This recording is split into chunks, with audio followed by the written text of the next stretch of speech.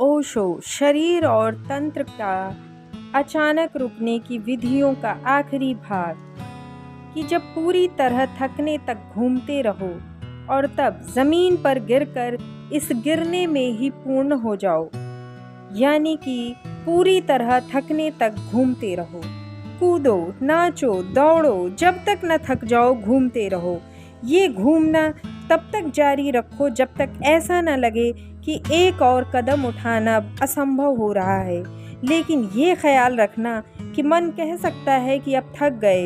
मन की बिल्कुल मत सुनो। चलते रहो, दौड़ते रहो, नाचते रहो, कूदते रहो। मन बार बार कहेगा कि बस करो, अब बहुत थक गए, लेकिन मन पर ध्यान ही मत दो। ध्यान रहे कि थकना इतना हो कि गिरना अपने आप ही घटित हो जाए। अगर तुमने दौड़ना जारी रखा तो गिरना अनिवार्य है। जब तक यह चरम बिंदु आ जाए तब ये सूत्र कहता है कि गिरो और गिरने में ही पूर्ण हो जाओ। इसका क्या अर्थ है? पहली बात यह है कि मन के कहने से गिरो ही मत। कोई आयोजन स्वयं मत करो। बैठने की चेष्टा मत करो, लेटने की चेष्टा मत करो। पूरे के पूरे बस गिर जाओ, मानो कि पूरा शरीर एक है और वो बस गिर गया। ऐसा ना हो कि तुमने उसे ज़बरदस्ती गिराया है।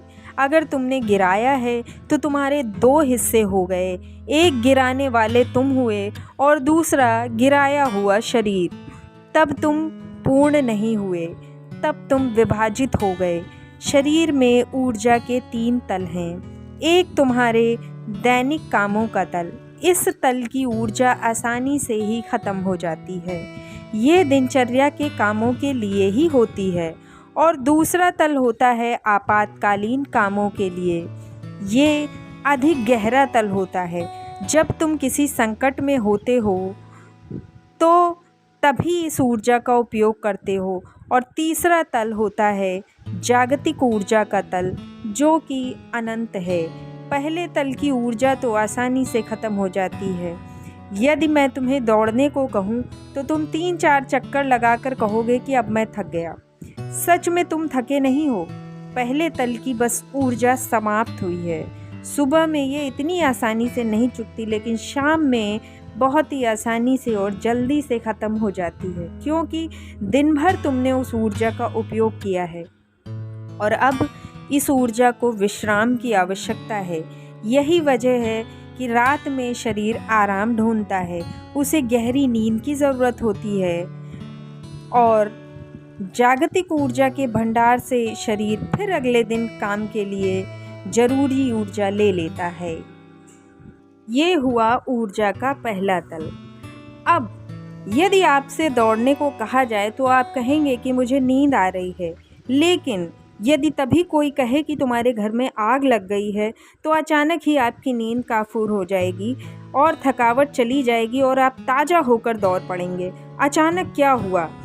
आप थके थे, लेकिन आपातकाल ने तुम्हारी ऊर्जा को दूसरे तल से जोड़ दिया और तुम फिर ताज़ा होकर के भागने लगे। ये था ऊर्जा का दूसरा तल।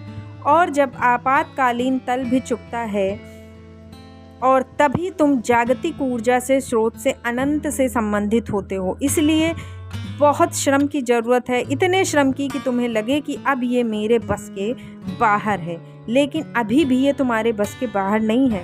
यदि सिर्फ तुम्हारे पहले तल की ऊर्जा के वश से बाहर है। जब पहले तल की ऊर्जा चुकती है तो थकावट महसूस होती है।